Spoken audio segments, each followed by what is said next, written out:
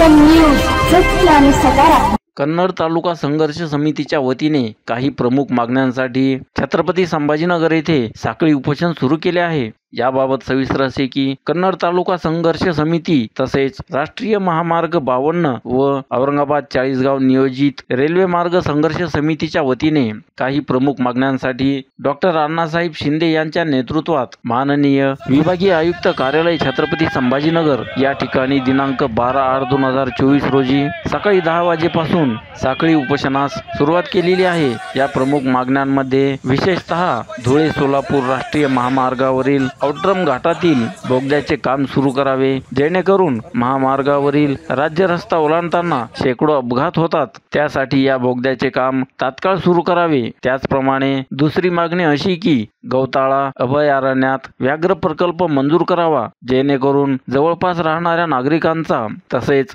जनावरांचा जीव जाणार नाही। त्याचप्रमाणे या अभयारण्यालगत चोहोबाजूंनी चर खोदून किंवा तार कंपाऊंड करून जंगलाच्या आसपास राहणाऱ्या नागरिकांना संरक्षित करावे। तसेच तिसरी मागणी अशी की नियोजित गुजरदरी धरणास मंजुरी द्यावी, त्यामुळे या धरणालगतच्या जवळपास 100 गावांचा पाण्याचा प्रश्न तसेच सिंचनाचाही प्रश्न सुटणार आहे। अशा या प्रमुख मागण्यांसाठी डॉक्टर अण्णासाहेब शिंदे यांच्या नेतृत्वात हे साखळी उपोषण सुरू करण्यात आले आहे।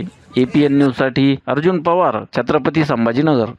या ठिकाणी राष्ट्रीय महामार्ग 52 जो आहेत धुळे सोलापूर, त्या धुळे सोलापूर हायवेवर जो कन्नड घाटातील बोगदा आहे, या ठिकाणी कन्नड घाटातील बोगदा अद्याप त्या ठिकाणी अर्धवट स्वरूपात आहे।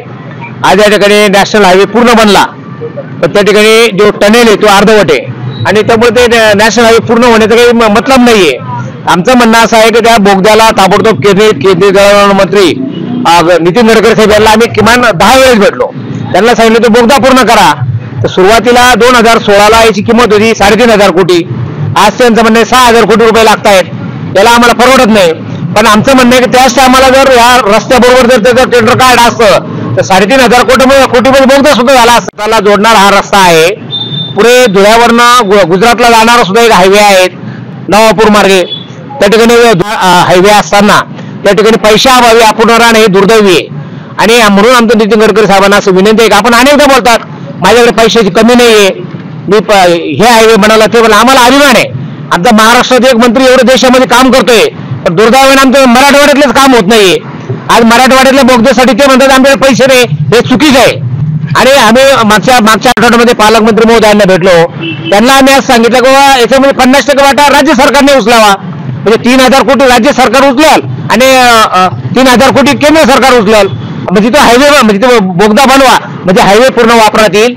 आणि मुळात या ठिकाणी 2014ला सदानंद गौडा साहेब त्या ठिकाणी रेल्वे मंत्री होते, त्यांनी त्या टायमाला त्या ठिकाणी संभाजीनगर ते चाळीसगाव रेल्वे लाईनची घोषणा केली, त्याला 13 लाख रुपये त्या ठिकाणी निधी मंजूर केला, त्याचं त्या ठिकाणी सर्वेक्षण झालं, त्या ठिकाणी पूर्ण त्यांचं हे झाल्यानंतर 80 किलोमीटरचा तो रेल्वे लाईन आहे।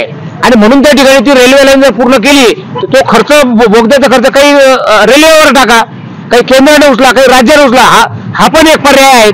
रेल्वे लाईन म्हणजे महारेल जे आहेत, म्हणजे केंद्र सरकार आणि राज्य सरकार यांनी दोघांनी मिळून जॉईंट व्हेंचर एक तयार केले आहेत।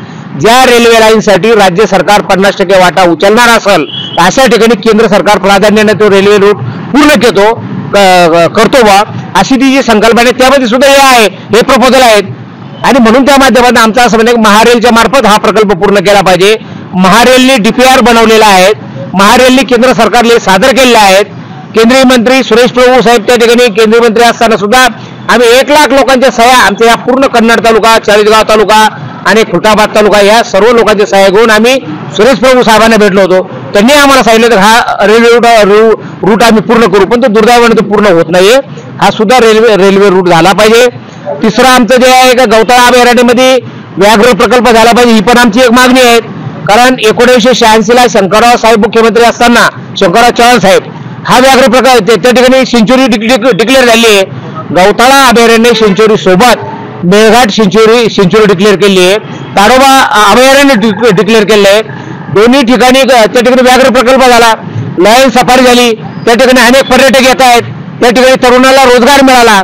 मात्र दुर्दैवाने आमचं गौताळा अभयारण्य विकासापासून कोसो दूर आहेत, त्या ठिकाणी कुठल्याही पद्धतीने त्याला तार फिनिशिंग नाहीये किंवा त्या ठिकाणी एक कंपाऊंड वॉल केलेलं नाही, त्यामुळे ते प्राणी कन्नड तालुक्याच्या शेती पिकाचा आपलं चाळीसगाव तालुक्यातल्या शेती पिकाचं नुकसान करतात. त्या ठिकाणी रानडुक्कर असेल, वनगाय असेल, सांबार असेल, हे सर्व प्राणी शेती पिकं पूर्ण फस्त करतात. त्यामध्ये जे काही वानर आहेत, माकडं आहेत, ते सुद्धा त्या ठिकाणी जे आहेत म्हणजे मकाचे कणसं खातात. त्या ठिकाणी कपाशीला कैरी आली की कैरी खातात.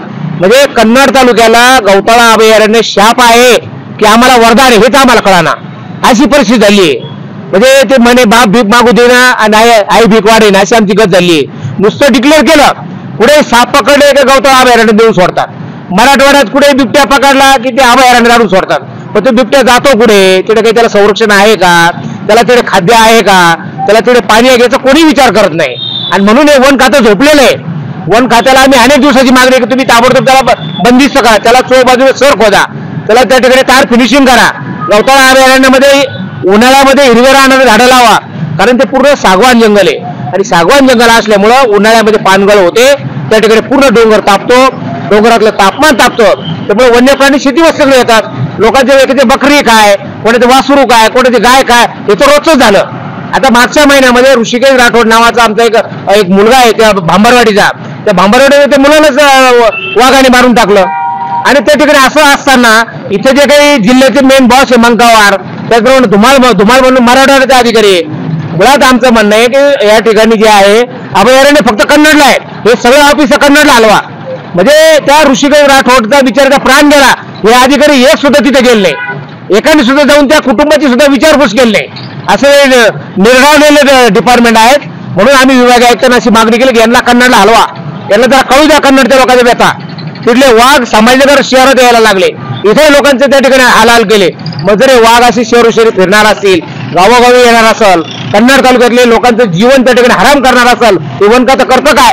म्हणून यांनी विनाविलंब व्याघ्र प्रकल्प केला पाहिजे आणि केंद्र सरकारने लक्ष घालून त्या ठिकाणी आमचा टनेल त्या ठिकाणी पूर्ण करून त्या ठिकाणी आपला जो काही आमचा नॅशनल हायवे हा सुद्धा पूर्ण केला पाहिजे, ही आमची प्रमुख मागणी आहे. धन्यवाद. APN न्यूज सत्य आणि सकारात्मक.